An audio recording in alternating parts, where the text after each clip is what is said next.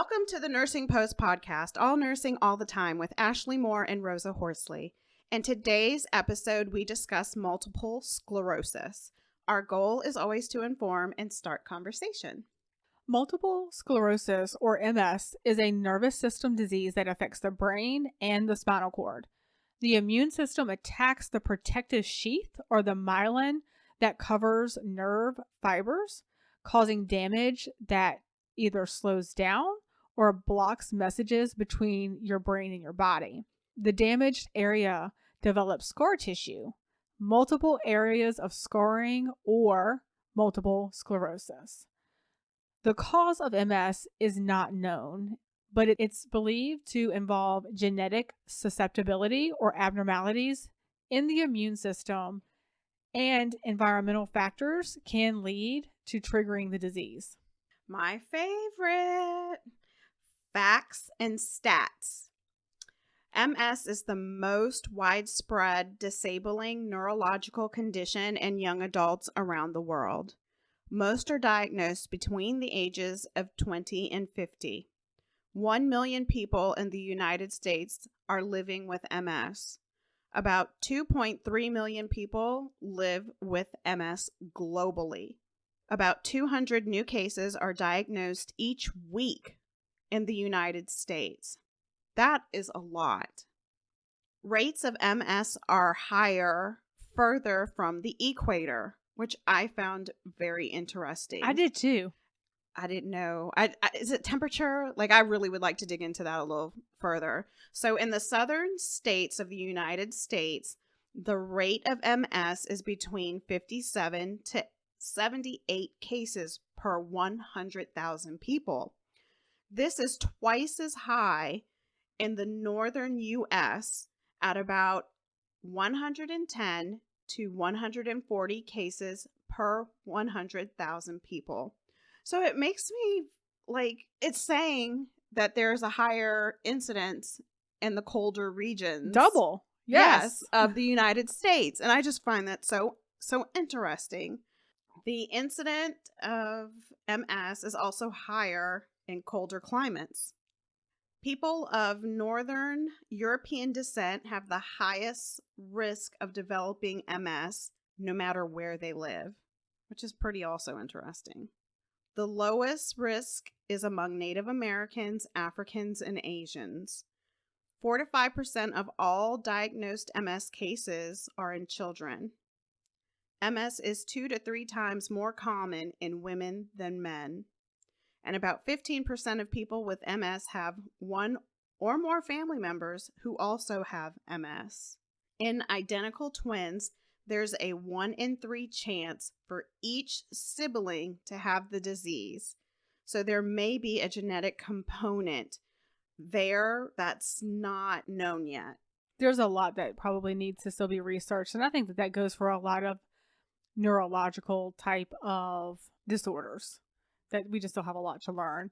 There are 4 different types of MS. One is clinically isolated syndrome. The second is relapsing remitting MS, is secondary progressive MS, and the fourth is primary progressive MS. And they all have acronyms to go along with them. There are some signs and symptoms that you can look for. One of the symptoms, it affects your movement. So you may get numbness or weakness in one or more limbs, and that typically occurs on one side of your body at a time, or your legs and trunk. Electric shock sensations that occur with certain neck movements, especially bending the neck forward.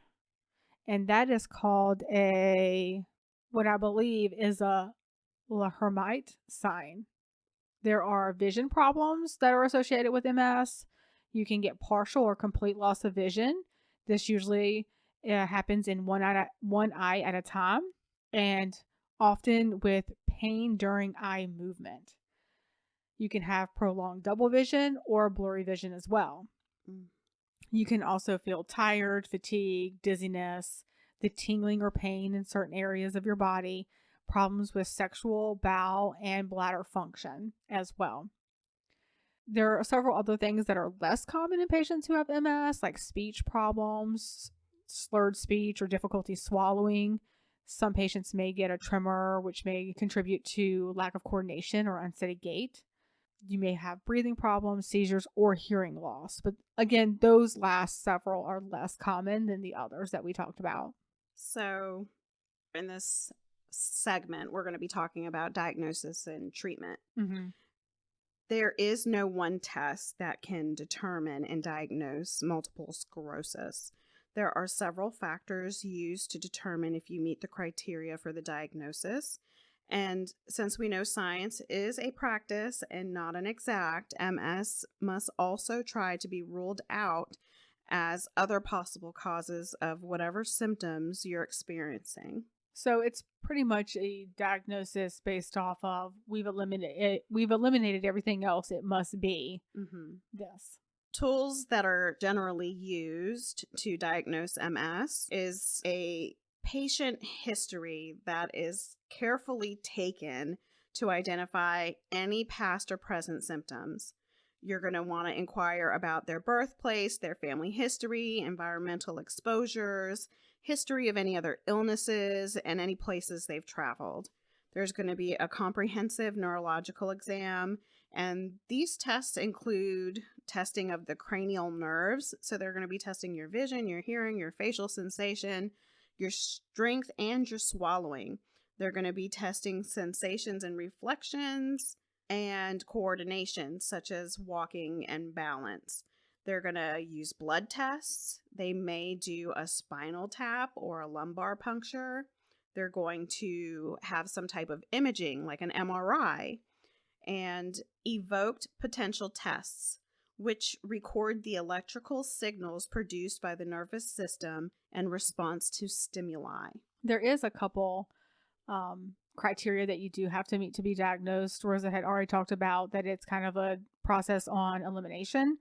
So you need to find evidence of damage in at least 2 separate areas of the central nervous system, and that includes the brain, spinal cord, and optic nerves.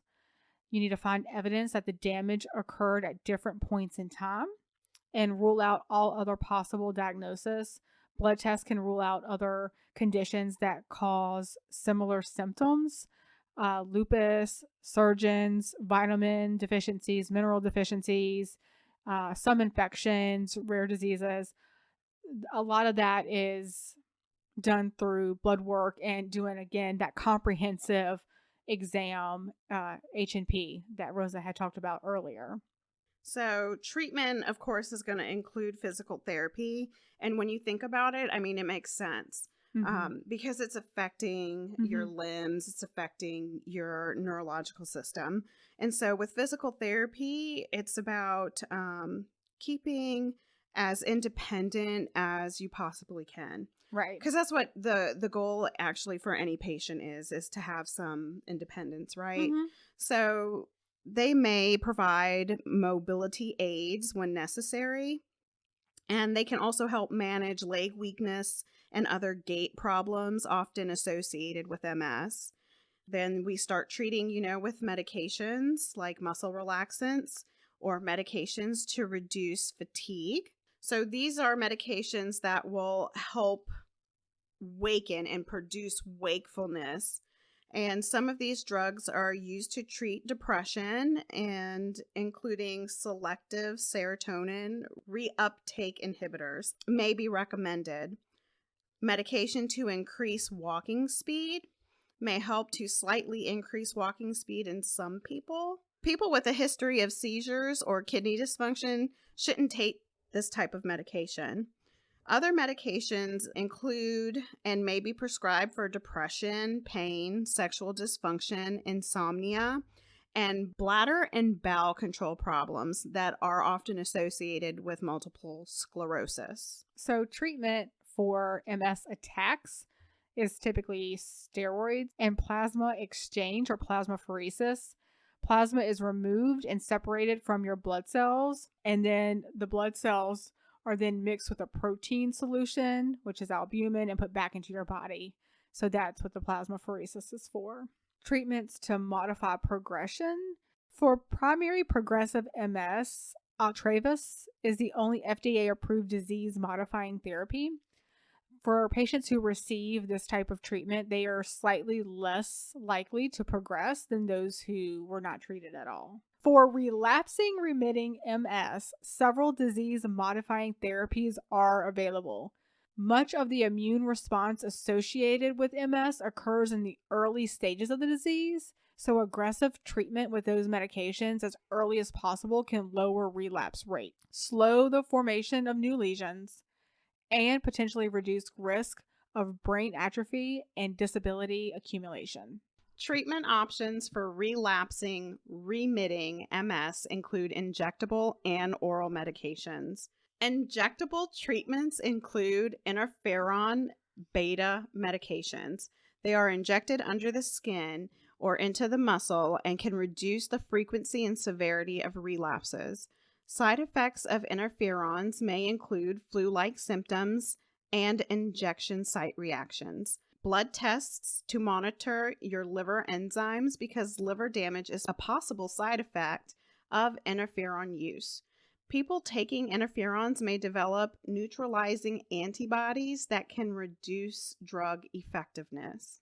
Copaxone or Glatopa are medications to help block your immune system's attack on myelin and must be injected beneath the skin. Oral treatments like Gilenya is a once-a-day medicine that helps reduce relapse rates. There's another medicine, Tecfidera. This twice-daily medicine can also help reduce relapses. There is Vumerity. Another twice-daily medicine is approved for treatment of relapsing forms of MS. Aubagio, this once-daily oral medicine can reduce relapse rates. However, it can cause liver damage, hair loss, and other side effects, and birth defects when taken by both men and women. Mayzent is a once-daily oral medication that can reduce relapse rate and help slow progression of MS. It's also approved for secondary progressive MS, and this does require regular blood monitoring. Mavenclad is the last medication that we're going to talk about, and it's generally prescribed as a second-line treatment for those with relapsing remitting MS. It's also approved for secondary progressive MS. It's given in 2 treatment courses spread over a 2-week period over the course of 2 years. You may need monitoring and blood tests when taking this medicine as well. There are infusion treatments, but that is a serious conversation that has to happen between the patient and the provider in regards to the serious side effects for each one. There are some nursing considerations. We always try to put this in because it's so important to educate not only ourselves but our patients. So nurses can help patients and loved ones by providing information, education, support, and advice to the patient. Nurses can help with managing patient fatigue, with reinforcing any pacing and energy conservation techniques that can be learned from occupational therapy. Nurses can ensure any mobility equipment is readily available. So we're talking about canes, walkers, rollators, wheelchairs, and our little speedy mobile, The motorized wheelchairs. Yeah, motorized wheelchairs. Nurses can also assist by controlling factors which may interfere with sleeping, such as urinary problems. And nurses can help with management of bowel and bladder dysfunction. And this may involve the use of a toileting regimen, education on continence management techniques, and even teaching patients to self-catheterize. As always, we will link our references to our website, thenursingpostpodcast.com. Be sure to subscribe to our podcast on your favorite platform, and you can leave your thoughts and comments there. Thanks again for listening to The Nursing Post.